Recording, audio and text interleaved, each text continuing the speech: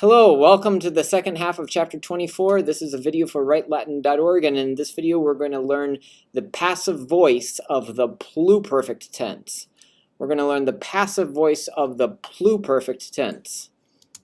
I of course encourage you to download this PowerPoint in the description underneath the video, or jump to the times in the video which are relevant to you. So before we begin, we have to review what these symbols mean. The thumb towards you means I, you, he, she, it, we, y'all, they. And then in the passive voice, I am blanked, you are blanked, he, she, it is blanked, we are blanked, y'all are blanked, and they are blanked.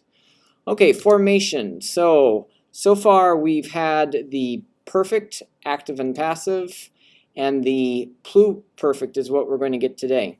The active is the third principal part, but the passive comes from the fourth principal part. So as we had sum in the perfect, today we will have eram in the Plu-Perfect. Nothing surprising here. It's as easy and boring as it gets. So vocatus sum was perfect passive. Vocatus eram is Plu-Perfect passive today. Of course, the next tense that we'll get is going to come in chapter 30. That's the future perfect, but we haven't done that yet. So we only have perfect and Plu-Perfect. Okay, so how are we going to form this? Well, let's follow our model from the perfect tense. Wokawi, have called, is going to be like wokawaram, had called. And then in the passives, they're each going to use these helper verbs. So it's going to go like this. Vocatus eram, vocatus eras, vocatus erat, vocati eramus, vocati eratus, vocati erant. And you can have either of the other two genders as well. Of course, remember that these must be nominative when they are used with a form of the verb sum or eram in order to make a compound passive verb.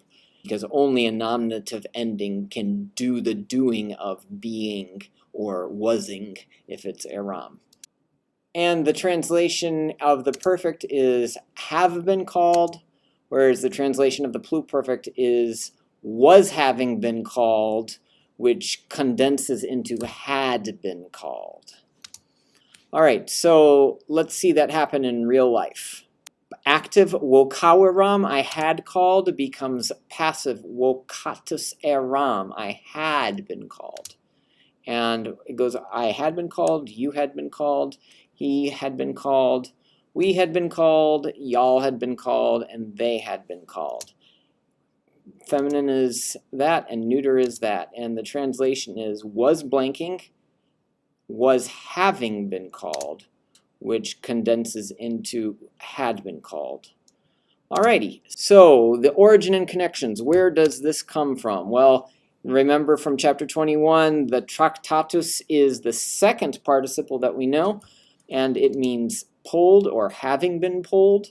And when we add on to that a form of the verb to be, then it suddenly ceases to be just a participle or just an adjective, and now becomes a whole verb.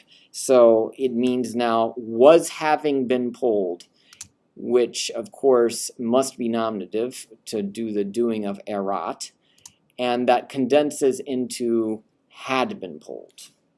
And then of course this is going to be the opposite of traxerat, had pulled. All right, let's do another one. Tractata, participle, pulled, can be any case number gender, traxatai, traxatam, but then when we add on erat, it becomes tractata erat, was having been pulled, or had been pulled, and that's the opposite of traxerat. Same at tractatum, pulled, was having been pulled, or more concisely, had been pulled, as the opposite of had pulled. Alrighty, so then in the plurals, tractati, tractatai, and tractata mean having been pulled, but when you add on erant, then it becomes were having been pulled, or in the condensed form, had been pulled. Okay, so let's go through these real fast. Tractati pulled, tractati erant, had been pulled as the opposite of they had pulled. And tractate pulled or tractate errant, they had been pulled, is the opposite of had pulled. And tractata or tractata errant as the opposite of traxerant, of course, had been pulled. All right, so this is about as easy as it gets. And so hopefully this makes a little more sense to you. And at this point, I'm going to ask you to tell me the tense and voice of each one of these. So let's try it. Present active, right? Imperfect active, right? Imperfect passive. Perfect active, hopefully. This should come really fast to you. Perfect passive, that's from chapter 21. Future, bor, ber, spitor, bimmer, bimini, buntor, future passive. Present passive. And Plu-Perfect active. Future active. And here's your new one, Plu-Perfect passive. And remember that the ones that are green are your present system and the ones that are orange are your perfect system, because they have the perfect stem, wokaw, with a V for the perfect system, and the present stem just woka for the present system.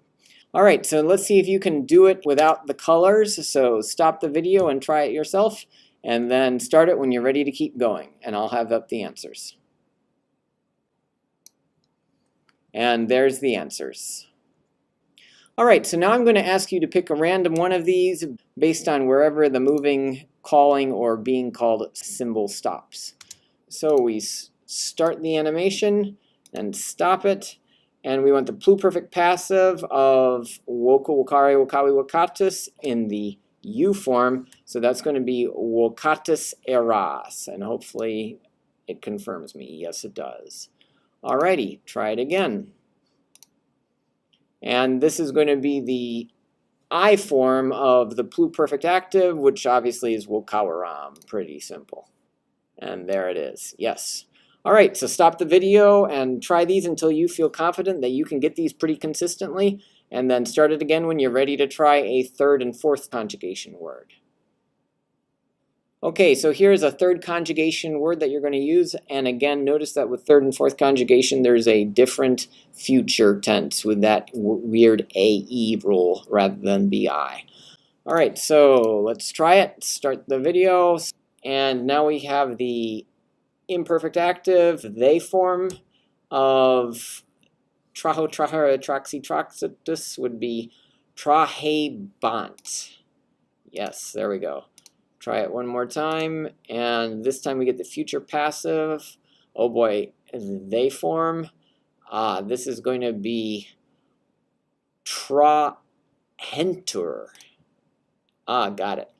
All right, so stop the video, try these, and when you think you've got it, then you are all set for the passive voice of the Plu-Perfect tense, and I wish you the best. Walete.